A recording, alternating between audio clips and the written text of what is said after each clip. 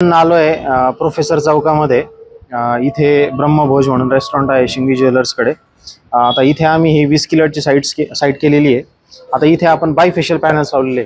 आता बायफेशियल खरे पॅनल्स कसे लावायचे असतात तर ह्या साईटवर आम्ही ते दाखवून देऊ तुम्हाला। आता हे प्रॉपर सरांचं असं म्हणणं होतं की आम्हाला हे लीक प्रूफ स्ट्रक्चर पाहिजे। त्यांचं चालू होतं की रूफटॉप रेस्टॉरंट आपल्याला करायचं आहे आणि त्याच्या खाली पत्रा वगैरे लावायचा आहे आणि त्याच्यावर मग आपण सोलर पॅनल्स लावू। पण आम्ही त्यांना सजेस्ट केलं की सर पत्रा न लावता आपण सोलर पॅनल्स वापरून पण एक लीक प्रूफ स्ट्रक्चर तयार करू शकतो। तर आता वर जर पाहिलं तर आपण एक फ्रेम तयार केलेल्या आहे तिथे वर सोलर पॅनलसाठी, जर तुम्हाला इथे दिसतील। दुसरी गोष्ट, ज्यावेळेस आपण बायफेशियल पॅनल्स लावतोय तर बायफेशियल पॅनल्सच्या खाली कुठेही पर्लिंग नसायला हवी। पण आता काय होतंय की जसं जसं डिमांड वाढते आणि सगळ्या साईट्सवर ते शक्य होऊ शकत नाहीये, तर ज्यावेळेस स्टार्टिंगला आपण जे बायफेशियल पॅनल्स लावलेले होते तर तिथे हे अशा पद्धतीने लावलेले फ्रेम्स आपण केलेले आहे। इथे आता तुम्ही आता पावसाळा चालू आहे पण कुठेही इथे लिकेज तुम्हाला दिसणार नाही। म्हणजे इथे खाली जर त्यांनी जर रेस्टॉरंट जरी चालू केलं, याच्या खाली जर सर्विंग जरी केली तरी कोणालाही पावसाच्या पाण्याचा किंवा धुतलेल्या पाण्याचा तो प्रॉब्लेम इथे येणार नाही। स्ट्रक्चर जर पाहिलं तर इथे परत आता इथे आम्ही 3x3 पाईप्स वापरलेले आहे। हे भरपूर स्टडी सपोर्ट केलेला आहे। तिथे आपण सपोर्ट दिलेला आहे।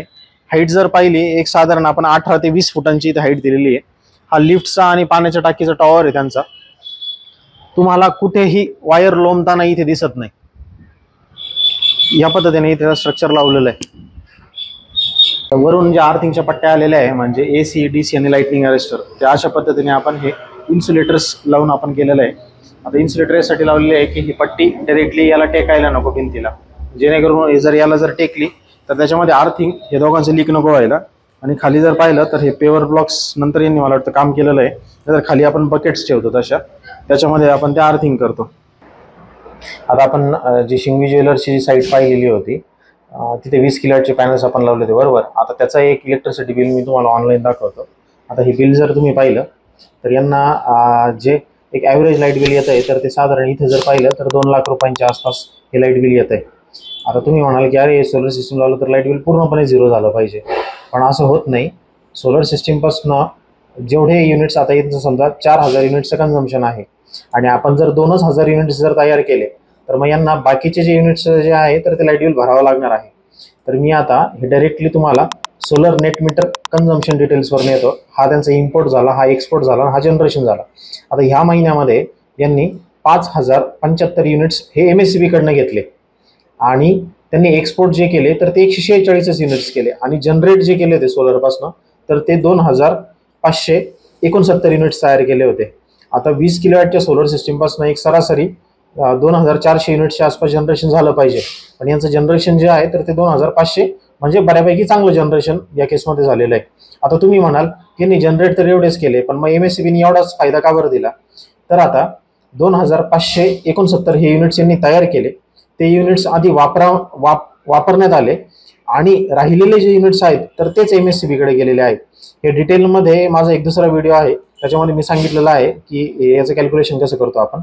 पण आता सध्या तुम्ही जर पाहिलं मग यांना 5075 वजा 146 जर केलं तर त्यांना बाकीचे जे युनिट्स आहेत म्हणजे राहिलेले 4928 युनिट्सचं 13 रुपयाच्या हिशोबाने हे लाईट बिल आलेलं आहे। आता total light bill, current light bill यांना 99,000 रुपये आणि मागच्या महिन्याचं यांचे काही प्रिन्सिपल अरियर्स आहेत 95, तर तसं टोटल लाईट बिल हे जे आहे तर ते 1,96,000 रुपये हे आलेलं आहे। म्हणजे जर आता यांनी जर सोलर सिस्टीम लावली नसती तर यांना मग किती रुपयाचं एक्स्ट्रा लाईट बिल आलं असतं, तर यांना हे जे आहे 2569 गुणुले आता हा 13 रुपये हा यांचा बेसिक युनिट रेट झाला, पण याच्यावर जी काही टॅक्सेस लागतात म्हणजे विलिंग चार्जेस, त्याच्यानंतर FSC, त्याच्यानंतर इलेक्ट्रिसिटी ड्युटी, आता ही जर पाहिली तर ही 21% असते। आता जर तुम्ही 13% जर 21% रक्कम जरी ऍड केली तर यांचा युनिट रेट हा कमीत कमी 15.73 रुपयांच्या आसपास जातोय। आता आपण जर पाहिलं यांनी हे जे युनिट्स आहेत म्हणजे 2559 युनिट्स हे त्यांना MSCB कडनं घ्यावे लागले असते। आता ते कुठल्या दराने घ्यावे लागले असते, ते घ्यावे लागले असते 15.73च्या दराने। आता गुणुले मी 2569 जर केलं तर त्यांना एक साधारण 40,000 रुपयांचं एक्स्ट्रा लाईट बिल या केसमध्ये भरावं लागलं असतं। म्हणजे इथे 1,96,000 नाही तर 1,40,000 रुपयांच्या आसपास यांना हे लाईट बिल भरावं लागलं असतं.